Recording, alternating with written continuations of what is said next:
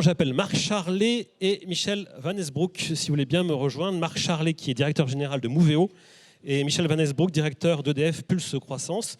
Moveo, pôle de compétitivité dédié à la mobilité, et Michel Van Esbroek, directeur d'EDF Pulse Croissance, donc, qui est une structure d'EDF dédiée à l'accompagnement de start-up. Bonjour, bienvenue, prenez place.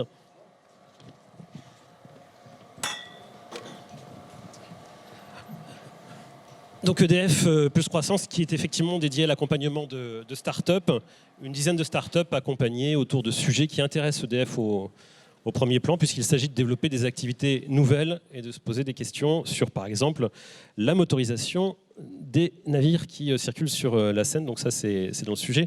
On va peut-être d'ailleurs commencer par ce point-là, Michel Van Esbroek. On est dans on l'a évoqué ce matin, ça revient régulièrement dans les échanges, on est dans une volonté de développer l'axe Seine, tout en étant sur cette transition écologique et énergétique si souvent évoquée. Il y a des enjeux importants. La décarbonation, ça passe effectivement par des secteurs majeurs. EDF Pulse Croissance, effectivement, c'est la pépinière de start-up du groupe EDF. Et on a deux activités complémentaires. La première, c'est d'incuber des projets de salariés du groupe, puisqu'on a la conviction que c'est d'abord les salariés d'EDF d'aujourd'hui qui vont faire le groupe de demain. Et l'autre volet de notre activité, c'est d'être un fonds de capital risque, de rechercher des start-up avec lesquelles nouer des partenariats ou dans lesquels investir pour compléter le portefeuille de technologie du groupe EDF pour innover plus rapidement. Parmi les projets que nous accompagnons, il y a effectivement en création une activité de production d'hydrogène décarboné. Pourquoi ? Tout simplement parce qu'on peut produire de l'hydrogène à partir d'eau et d'électricité décarbonée pour fabriquer cet hydrogène sans carbone, à la différence des procédés d'aujourd'hui. Voilà, il faut une réaction d'électrolyse pour aller vers la production d'hydrogène. Voilà. Ça appelle de l'énergie. C'est un souci si on utilise de l'énergie avec des sources pétrolières ou de gaz. Ça devient plus intéressant si on utilise de l'énergie qui ne provient pas de ces sources.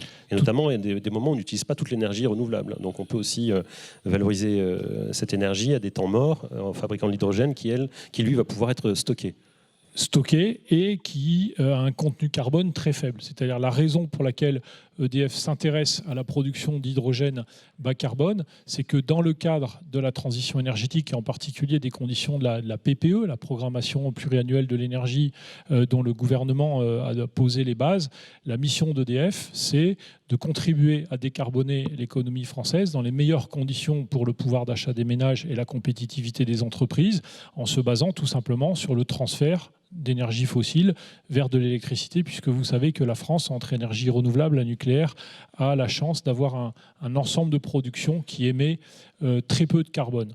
Donc l'hydrogène décarboné, tout simplement parce que c'est pour nous un vecteur pour décarboner et l'industrie et la mobilité grâce à la production d'électricité décarbonée. Alors pourquoi le fluvial et quel est le rapport, me direz-vous, avec la Seine ? Eh bien, tout simplement parce qu'on peut convertir de la même façon qu'on peut convertir des trains, et c'est un sujet sur lequel vous savez qu'Alstom travaille notamment en Allemagne et va travailler bientôt là-dessus en France, de la même façon qu'on peut convertir des motrices diesel à l'hydrogène, on peut convertir des bus, des bennes à ordures, des véhicules légers, on peut convertir des pousseurs de barges, en particulier sur la Seine, à l'hydrogène. Et évidemment, ça nous intéresse beaucoup. Ça fait partie des projets que nous étudions dans le cadre de cette future activité de production d'hydrogène décarboné. Mais au-delà des enjeux logistiques, je voudrais vraiment insister sur l'importance que ça revêt à mes yeux. C'est que d'abord, ça permet d'aller finalement au bout des bénéfices du transport fluvial, puisque le Premier ministre l'a rappelé, le transport fluvial, c'est un moyen très puissant de logistique qui présente moins d'externalités négatives, notamment que le transport routier. Il faut donc le privilégier, et en particulier pour assurer cette fluidité logistique entre les ports du Havre, de Rouen et de Paris. Mais je voudrais aller plus loin, c'est qu'un port, un fleuve, ce n'est pas qu'un lieu de flux logistique, c'est un lieu d'attractivité économique et de synergie entre les différents opérateurs. Et donc pour EDF, chercher à construire des plateformes de production d'hydrogène décarboné en bord de Seine, c'est se donner la possibilité non seulement de convertir à l'hydrogène décarboné le transport fluvial, mais également de commencer à fournir de l'hydrogène décarboné à d'autres usages territoriaux, des industries, des bus, des bennes à ordures, tous usages qui viendront chercher sur le fleuve, quelque part, cette compétitivité et ce maillage territorial qui fait la force de l'axe Seine. Donc ce qu'il faut faire, c'est développer évidemment des bornes pour s'alimenter, parce que les navires, jusqu'à présent, on alimente d'ailleurs plutôt les bateaux de bateau à bateau. Ce n'est pas un système de station-service à terre, c'est des bateaux qui viennent alimenter d'autres bateaux, hein, c'est ça? Alors, je pense qu'on peut imaginer beaucoup de choses. Ce qui est essentiel, probablement, ce sera de bien jouer sur le stockage. C'est-à-dire que vous savez que l'électricité, comme vous l'avez rappelé, ne se stocke pas ou elle se stocke mal. Et pourtant, il faudra de plus en plus essayer de la stocker. Pourquoi? Parce qu'à mesure qu'on va augmenter dans la production d'électricité française la proportion d'énergie renouvelable, photovoltaïque et éolien, qui sont intermittentes, il faudra être capable de piloter la demande pour pouvoir équilibrer la production et la consommation en temps réel, alors même que notre production sera devenue beaucoup plus intermittente. Et donc, comme vous l'avez rappelé, être capable de produire de l'hydrogène quand l'électricité est abondante et peu chère, et de stocker l'hydrogène jusqu'au moment où on doit recharger, par exemple, le pousseur de barge, eh bien, ce sera une façon innovante de stocker l'électricité et donc de permettre plus d'énergie renouvelable dans le mix français. Avec l'avantage qu'il n'y a pas de déperdition avec l'hydrogène, une batterie, ça se décharge notamment au froid. L'hydrogène, on peut stocker ça pendant assez longtemps et ça reste à niveau constant. Premier point. Et puis quand on parle de ratio pas très intéressant sur l'hydrogène, en fait, si, quand on fabrique de l'hydrogène, on dégage aussi de la chaleur et au final, le bilan global de la réaction est très favorable si on récupère la chaleur. Donc en fait, on a quand même quelque chose d'assez positif au final. Oui, cela étant, je pense qu'il faudra bien voir que chaque solution électrique a sa pertinence, c'est-à-dire qu'on voit bien, prenons l'exemple le plus connu, je pense, des Français, qui est le véhicule électrique, avec 250, 400 km d'autonomie, avec un véhicule à batterie, on couvre la plupart des usages courants. Même un taxi parisien couvre moins de 250 km par jour. Et donc ça veut dire que l'hydrogène, qui est une solution un peu plus complexe à mettre en œuvre, trouvera son bénéfice dans un certain nombre de cas, et notamment pour les usages qui nécessitent beaucoup d'énergie et de fortes autonomies. C'est la raison pour laquelle notre priorité chez EDF, dans cette activité de production d'hydrogène, sera plutôt centrée vers les gros besoins énergétiques, donc la mobilité lourde, les trains, les bennes à ordures, et également le transport fluvial et les barges, qui nous paraissent des cas d'usage extrêmement pertinents. Pour faire la transition, Michel Van Elsbroek, est-ce que vous êtes penché sur la possibilité d'avoir des véhicules autonomes, que ce soit d'ailleurs sur le fleuve ou sur les trains? Est-ce que c'est aussi quelque chose qui est embarqué dans votre réflexion? Parce qu'on va en parler avec Marc Charlet à l'instant. Alors, à ce stade, EDF n'envisage pas d'être constructeur de véhicules. Vous allez hériter des technologies autonomes ou pas autonomes. Par contre, notre conviction, c'est que cette transition énergétique, à la différence de 1946, quand EDF a été créé, où il fallait reconstruire la France en produisant plus d'électricité, les années 70, où il fallait se convertir au nucléaire en raison du premier choc pétrolier, qui étaient des enjeux finalement productivistes, très amont.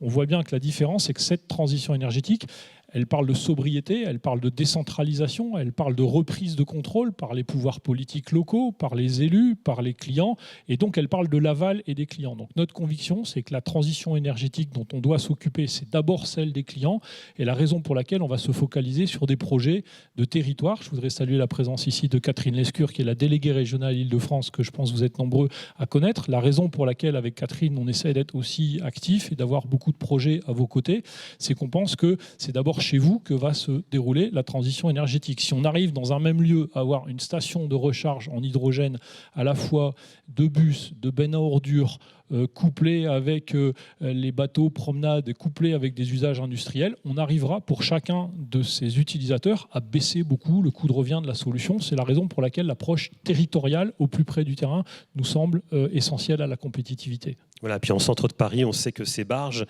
ça pollue, puisqu'on a beaucoup de barges qui sont motorisées de longue date. C'est pas comme des véhicules sur la route. Le renouvellement se fait assez rarement sur les navires. On a des navires qui datent des années 50 ou 60 et qui ont un taux d'émission évidemment assez important. Donc c'est très important, tout à fait essentiel pour les enjeux sanitaires également en ville. Marc Charlet, les véhicules autonomes, vous y intéressez, donc pôle de compétitivité Moveo. Quels sont les enjeux en fait du véhicule autonome? Pourquoi on y réfléchit tant en ce moment?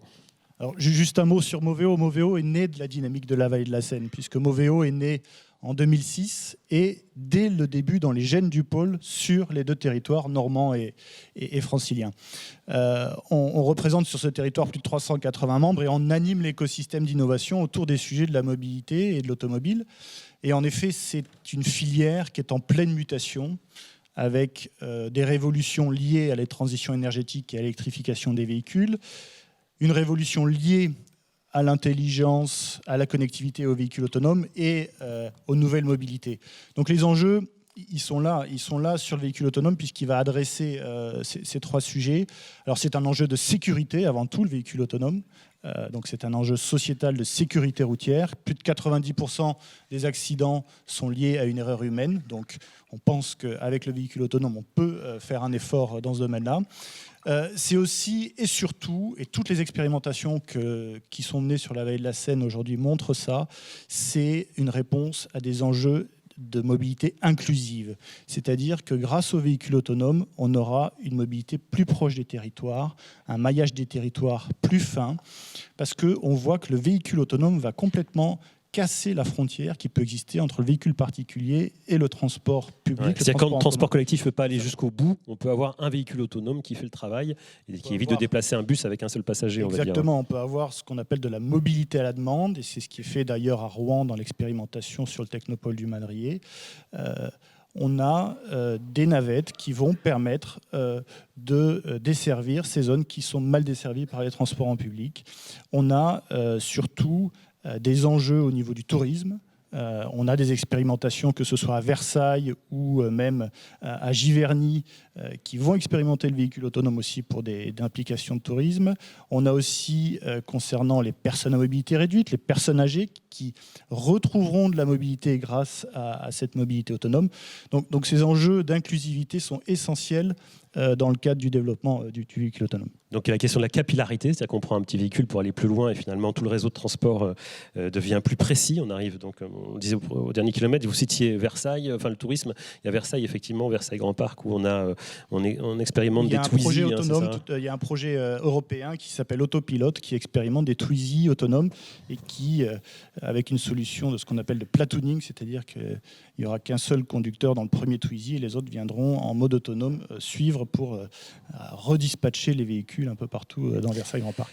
Donc un contexte favorable sur la Seine, on a effectivement des constructeurs automobiles, on a des acteurs importants. Un contexte plus que favorable puisque c'est là que ça se passe, j'ai envie de dire. Alors, Moveo est un des acteurs qui aide à ça, mais surtout vous avez en vallée de la Seine toute la chaîne de valeur qui est présente. Vous avez les centres de décision des constructeurs mondiaux que sont Renault et PSA. Vous avez des équipementiers de taille internationale aussi qui sont présents sur ce territoire. Vous avez des établissements de formation et de recherche d'excellence internationale. Vous avez foisonnement de PME et start-up qui travaillent dans ce domaine-là. Et vous avez surtout, ne les oublions pas, les territoires, des territoires qui sont prêts à innover et à expérimenter ces solutions. Et je dis que c'est là que ça se passe, puisque nous, on a recensé plus de 20 expérimentations en vallée de la Seine de véhicules autonomes. Et quand on regarde par rapport à ce qui se passe en France, c'est plus d'un tiers des expérimentations qui se passent sur ce territoire, parce que les acteurs sont présents ici, parce qu'ils sont fédérés, parce qu'ils travaillent ensemble et parce que les territoires sont accueillants pour justement définir ces nouvelles mobilités en mode collaboratif. Alors justement, pour conclure, on a parlé des appels à manifestation d'intérêt de l'ADEME ce matin avec le président de l'ADEME, Arnaud Leroy. Il y a notamment un projet qui vient de terminer en juillet dernier, qui faisait partie de ces 18 AMI cités ce matin, qui est le projet TEVAC. Donc c'est un projet qui est là aussi pour cartographier. Ce qu'on entendait Édouard Philippe dire tout à l'heure, il y a quelques enjeux. Je vais vous parler de 4 enjeux. Il plaçait en premier l'enjeu de la connaissance. Là, il est question de cartographier les acteurs en fait de la mobilité autonome. Oui, je vous disais que c'est là que ça se passe, puisqu'en effet, on a identifié plus de 280 acteurs qui travaillent sur le véhicule autonome en vallée de la Seine, plus de 5 établissements de formation qui ont mis dès aujourd'hui des formations en place pour former des ingénieurs capables de traiter ces sujets-là. On a identifié plus de 20 territoires partants pour expérimenter ces solutions. Et qu'est-ce qui va se passer après alors, du coup ? Et ensuite, on a initié des projets et des beaux projets, notamment donc un projet, je ne vais pas tous vous les citer, mais on a un exemple de projet. Une illustration Une illustration justement sur Giverny. Donc on a accompagné Seine-Normandie Agglomération dans le cadre d'un dispositif qui est lancé par le ministère des Transports qui s'appelle France Mobilité. Et il s'agit d'un projet de véhicule autonome pour desservir Giverny depuis la gare de Vernon. Donc un projet touristique, mais qui a tout son enjeu pour justement la visibilité et l'attractivité de cette vallée de la Seine. Un autre exemple qui a été cité ce matin, à Caen, la fameuse navette fluviale autonome. Nous avons aussi initié les contacts, mis en contact avec des expertises, notamment de PME, qui peuvent aider ce projet à se déployer. Voilà. C'est intéressant parce que quand les navettes sont fluviales, autonomes et hydrogène, elles peuvent circuler très longtemps sans avoir besoin de recharger les batteries.